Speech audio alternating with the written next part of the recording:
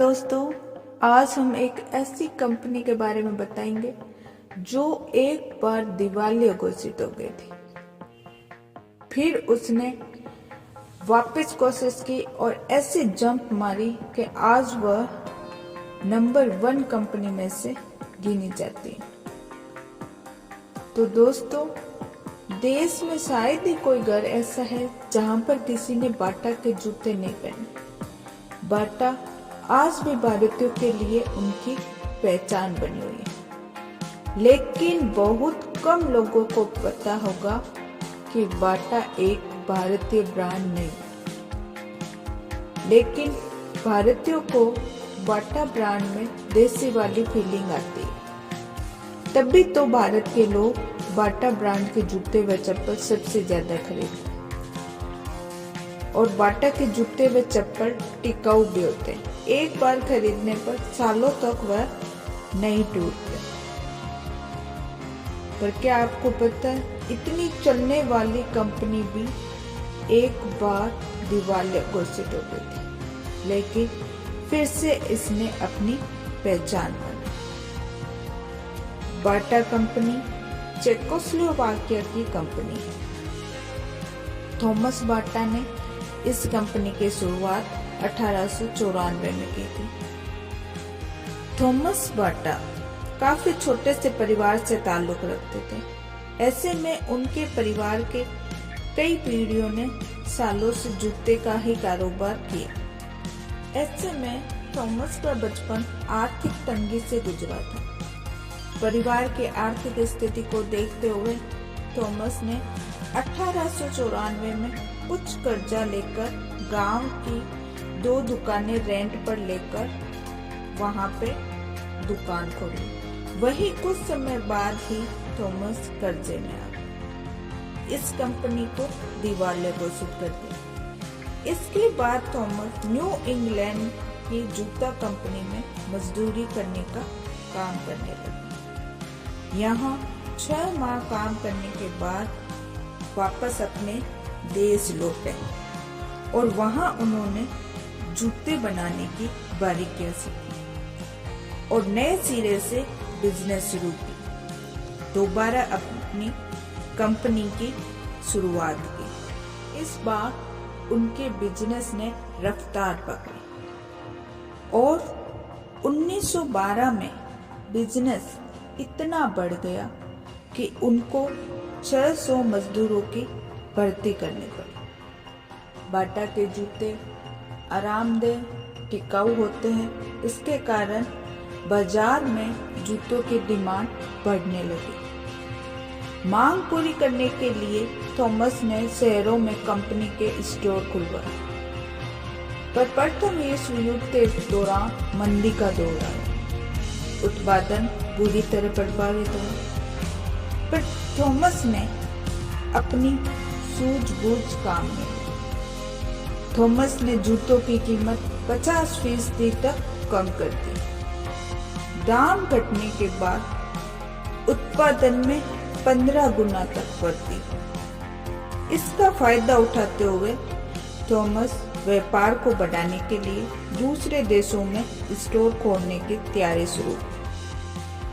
1925 तक बाटा की दुनिया भर में 172 ब्रांच खुल गई।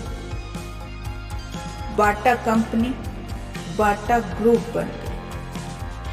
वहीं 1932 में थॉमस की मौत एक हवाई हादसे में हो गई। उसके बाद उनके बेटे ने उनके बिजनेस को संभाला। ऐसे में जब वह बिजनेस के लिए भारत में रबड़ की खोज के लिए आए, तब उन्होंने देखा कि भारत के लोग बहुत कम जूते पहनते, वह नंगे पैर ही रहते। ऐसे में उन्होंने भारतीयों को नंगे पांव देखकर उनको जूता पहनाने के उद्देश्य से भारत में अपनी कंपनी की एक ब्रांच खोल दी। ऐसे में 1931 में भारत के कोलकाता में बाटा ने अपनी एक दुकान खोली। बाटा के जूते सस्ते और मजबूत होते थे, जिससे ये भारतीयों की पसंद बन गई। 2 सालों के अंदर जूतों की मांग इतनी बढ़ गई कि कंपनी को अपना प्रोडक्शन बढ़ाना पड़ा, और जिससे यह टाउनशिप बन गया, जिसे लोग बाटा नगर के नाम से जानते हैं। बाटा ने अपने जूतों के लिए एक टैग लाइन भी बनाई, जिसने लिखा, टेटनस से सावधान रहे। एक छोटी सी चोट आपकी जिंदगी के लिए खतरनाक साबित हो सकती है, इसलिए जूते जरूर पहनें। इस लाइन की वजह से बाटा के जूतों की मांग और बढ़ गई। बाटा अपने जूतों का दाम भी अलग तरह से रखता है। जैसे किसी जूते का दाम 100 रुपए है तो उसकी जगह वह 99 रुपए दाम रखता है। इससे दाम 3 अंकों में जाने की बजाय 2 में ही रहता है। इससे कंपनी को फायदा भी हुआ और इसका नाम छोटा और आसान भी था, इसलिए भारत के लोग इसे भारतीय ब्रांड ही मानते हैं। आज बाटा इंडिया में जूतों का सबसे बड़ा खुदरा विक्रेता है और निर्माता भी है।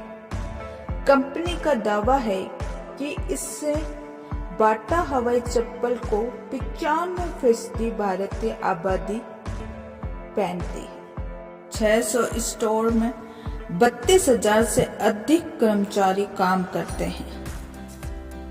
बाटा जिस देश में भी अपना व्यापार फैलाया, उस देश के हिसाब से उस लोगों की पसंद के अनुसार ही ढल गया, और भारत जैसे कई देशों में तो जूतों का प्राय ही बाटा है।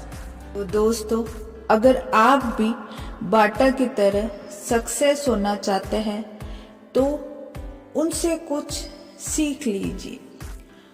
अपनी सूझबूझ को कायम रखें, क्योंकि बाटा ने अपनी सूझबूझ से ही अपना बिजनेस बढ़ाया।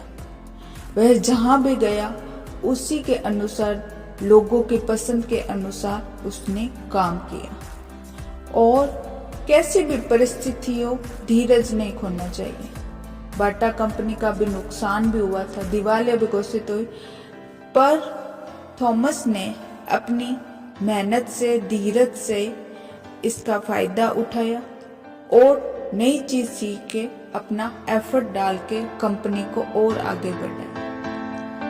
मेहनत कभी नहीं छोड़नी चाहिए और अपने आप पर विश्वास रखना चाहिए। तो दोस्तों, आपको वीडियो कैसा लगा? आपके लिए मेहनत कर रहे हैं।